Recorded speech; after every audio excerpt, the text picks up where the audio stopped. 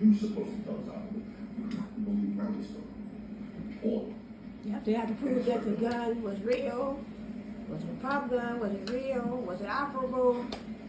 The shots that we heard, you know, did they come from that Third, what else they have? real gun or Sounds. Those two sounds. fake gun? Okay. There's a lot of questions to the, so there's a lot of doubt in this case. Made by some kind of replica firearm, which Detective Flores, he said, aside from the gun, I asked him, what else could make those sounds? An operable gun, I should say. And then he said, the sound I heard off the camera, I mean a firearm, some kind of replica firearm. He also acknowledged that a replica firearm could also make that sound, a starter pistol could make that sound. That's Detective Flores, for the case detective.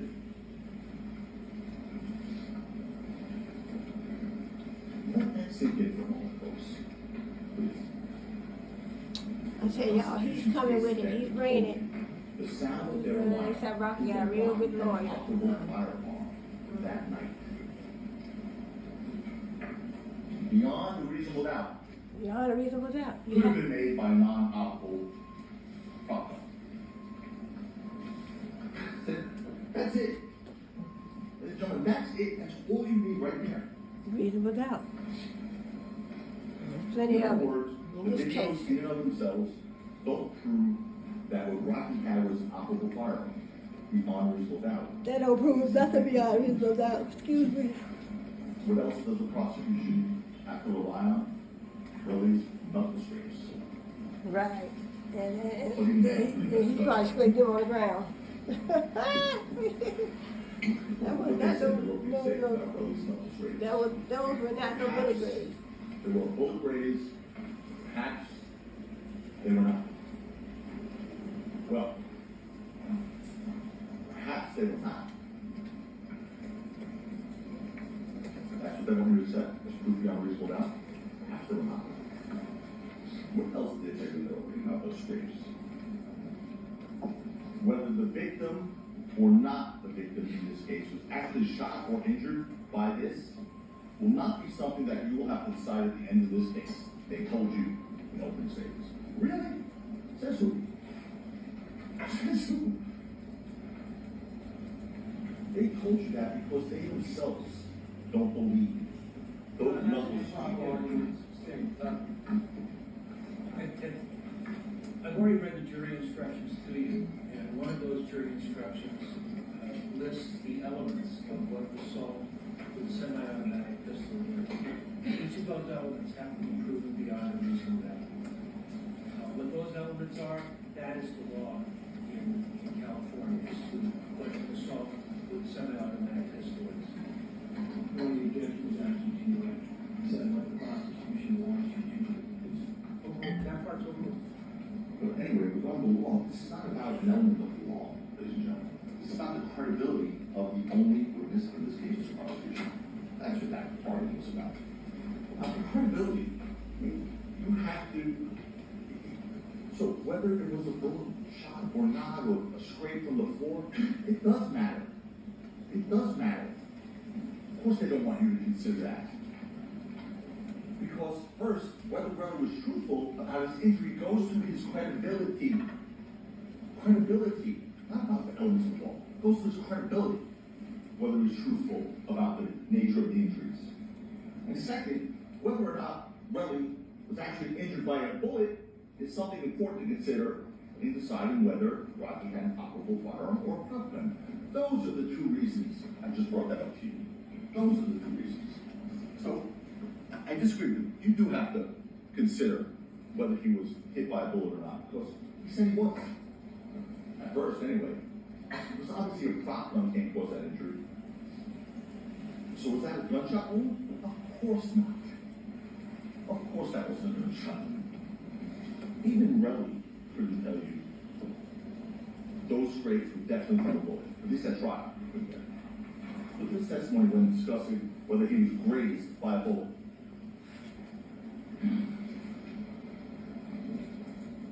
I guess whatever is left from the bullet, or the floor, or whatever, I don't know. I can't see. Well, Whatever was left from the floor or from the It's either bullet, what was left from the bullet. legend bullet. Well, Nah, the way they was toughening, you know, to me it's almost like self-defense and He said propaganda, his lawsuit. lies, perjury. It's just so much. He wants $30 million. $30 million. I don't think he's gonna even get nothing close Does to truth mean anything to him? Does hope mean anything at all? He really doesn't believe he said. $30 million for a few scrapes on your knuckles That's that. that you probably got from the ground. He said, as truth beyond a reasonable doubt. No proof beyond a reasonable doubt. Relly said it could have been the floor. What's the floor? When he was punching Gills, most of it was the floor. He punched Eels twice, and that's how he got the scrapes on his nose. Regardless, there's no bullet in the world that could have done that. I mean, think about it. It scrapes the top of one knuckle, does a bit of a dive to the second knuckle, does a real deep dive to that third knuckle, and then swoosh along. And that would be one heck of a magic bullet to do that. For sure. Just looking at those knuckle scrapes, no one has to. Nah, he scraped his knuckles on the ground when they was tussling, you know. He was tussling with Eels and hitting Eels, and Rocky kind of, you know, help his friends out, you know. So let's get to it. Let's get to it. Well, we're on jury watch now, so the case is finished. Probably Tuesday, so the day Sunday. What's the day? February 16th. So probably about the 18th, 19th, 20th, we should have a verdict. And see the knuckles? He said, where's my thing? Now he said, Now see, look at the second one. It looked like some skin came off from the like the scraping on the ground or something. Those are not no. he still brought a lawsuit against Rocky. Those were not no bullet scrapings. Not bullet, he said. Ridiculous. And by the way, it's the same knuckles you saw in his boomerang Instagram video he posted on his manicured hands, which I think we showed the jury. Well, this defense attorney is on top of his game. So, you know, if I was arguing in a court of law, I would, you know, I would touch base on all the things he touched base on, because those are very important. Take care of it. Now look, now they flossing on Instagram. He first told the police that he So treated that was scrapes by Instagram right himself there, photo.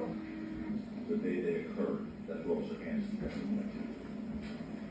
But then days later, after traveling all the way back to New York, cross country, he first went to a hospital in New York for medical treatment. Here he said, because he doesn't trust anything that in Los Angeles.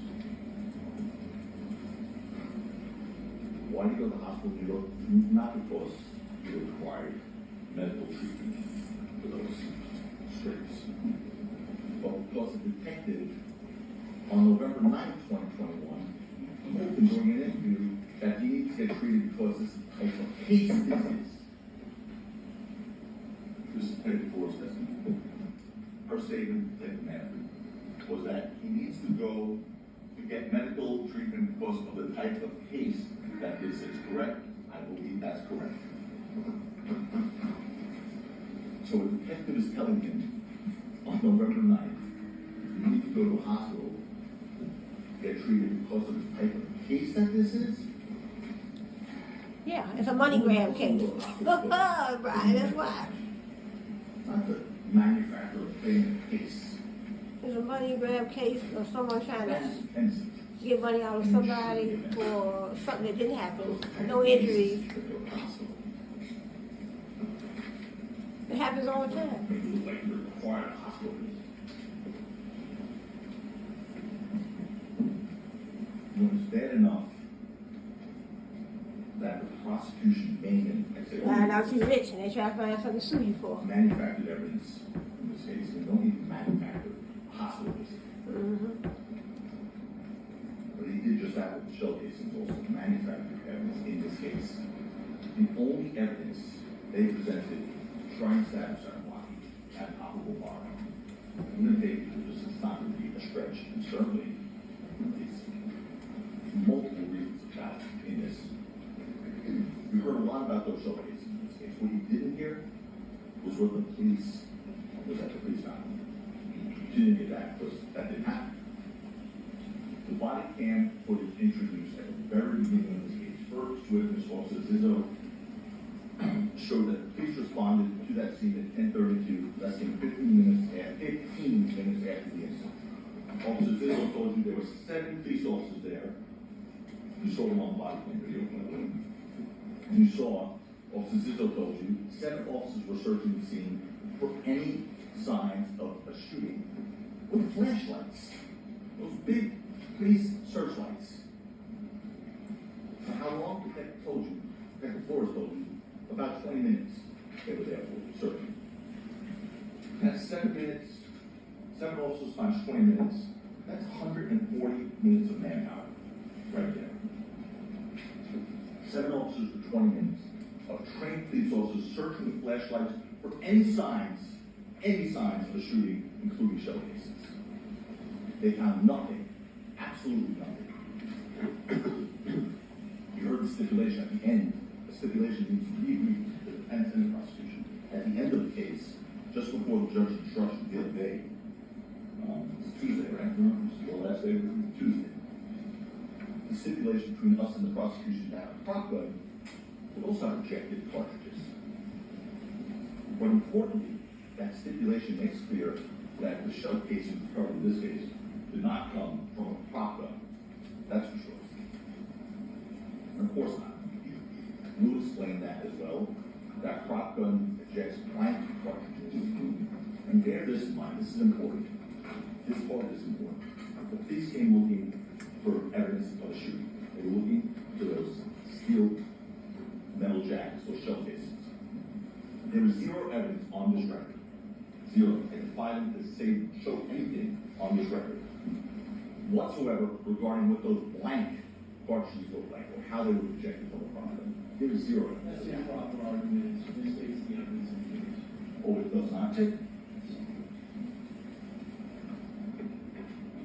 I don't recall every word that has been stated by every witness during the entire trial. So I don't know if it misstates the evidence or not. If this is something that's important to you, then you can ask that the court reporter read